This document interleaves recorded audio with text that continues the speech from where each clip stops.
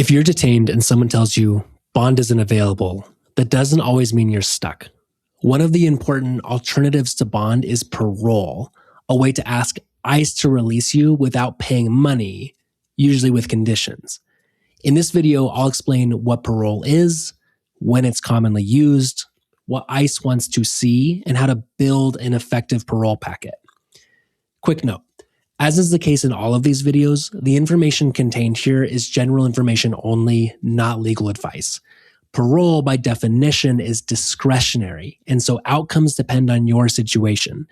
That means that if you can talk to a lawyer or a legal aid about your specific case facts, do it.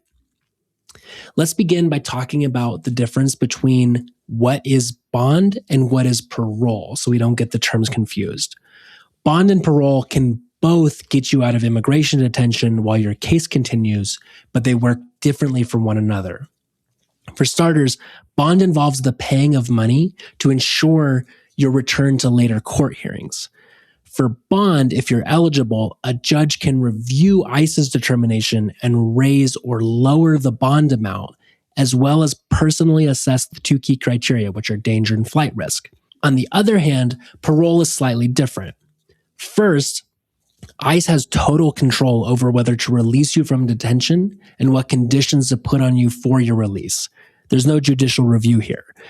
In fact, whether or not you get parole may ultimately come down to a single decision from your individual deportation officer.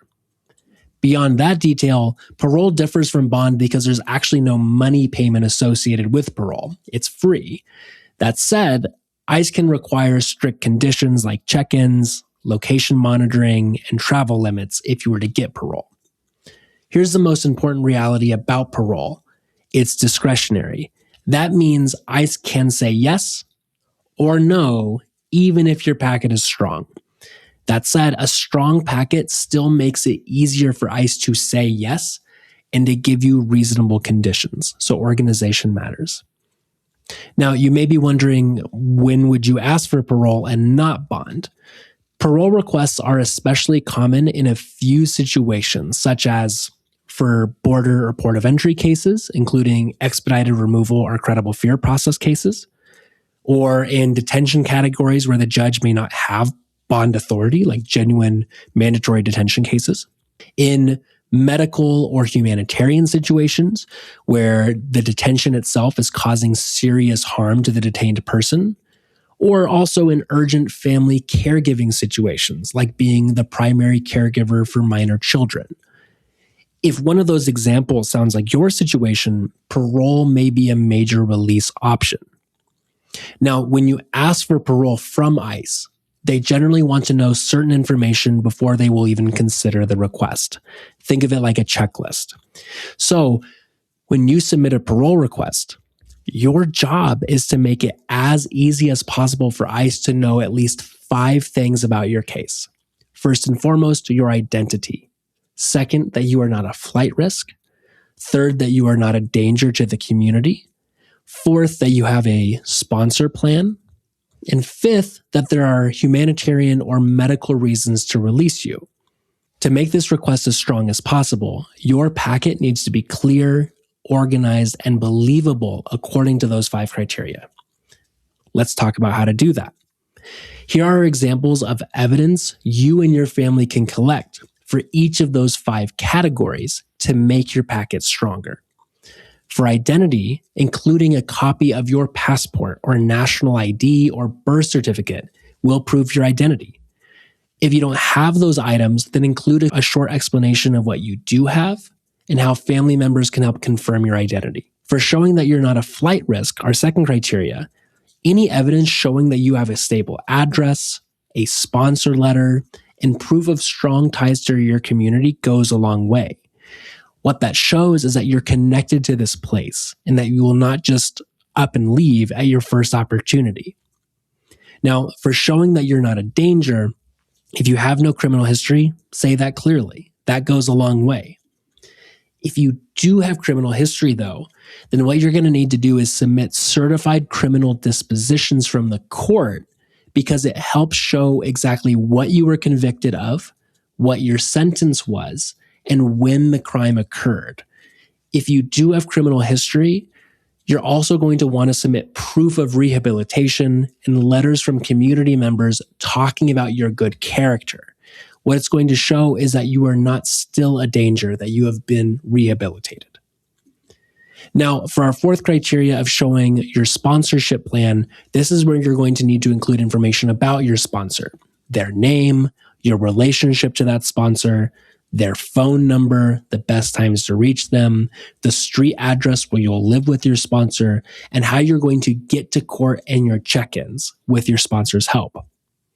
Finally, for our final criteria, showing that you have a humanitarian or medical reason for parole, this is where medical records, prescriptions, a care plan, letters from your doctor, all of this is going to be essential for documenting that you have a genuine medical reason for why you shouldn't remain in detention, why it's unsafe for you to remain in detention.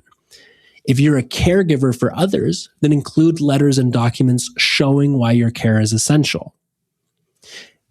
Now let's talk about how to build this parole packet, like how to physically assemble it. A parole packet can be built by family members outside of detention, and the detained person can add a short statement if possible. This is a good way to divvy up the work between you. So here's a clean structure of how to put this all together, and we're going to do it in an organized packet with different sections.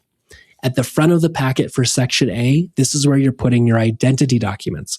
Again, that's your passport, your national ID, a birth certificate, or other record.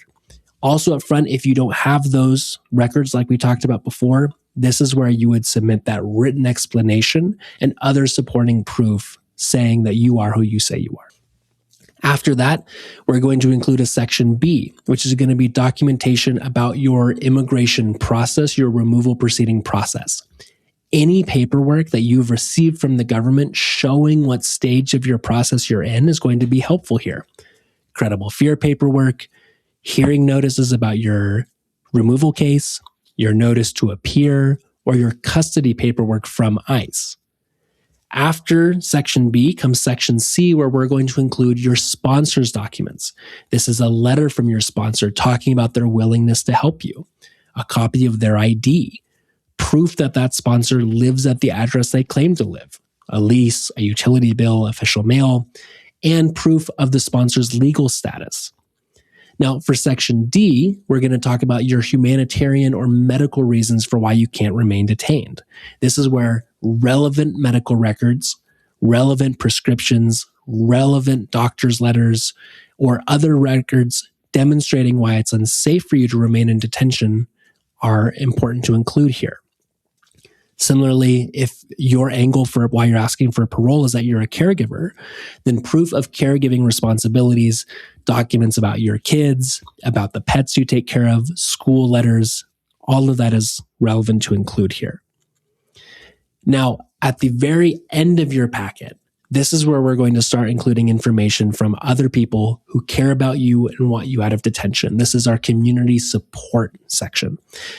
In here, you're going to include letters from family members, members of your faith community, from your employers or your mentors. And each of these letters should say who is the author of the letter, how they know you, the detained person, why they support your release, and what their contact information is. A big strategy tip is this: quality beats quantity every time.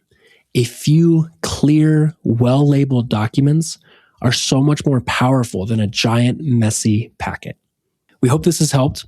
Remember, parole is a powerful option, especially when bond isn't available. And your goal in asking for parole is to make it easy for ICE to say yes by showing your identity, your stability, your safety, a real sponsor plan, and any humanitarian or medical reasons that make your continued detention harmful. We hope that this information has been helpful to you in learning about parole and what all goes into a parole request. Please see our other videos for more information or download our full Getting Out of Detention guide.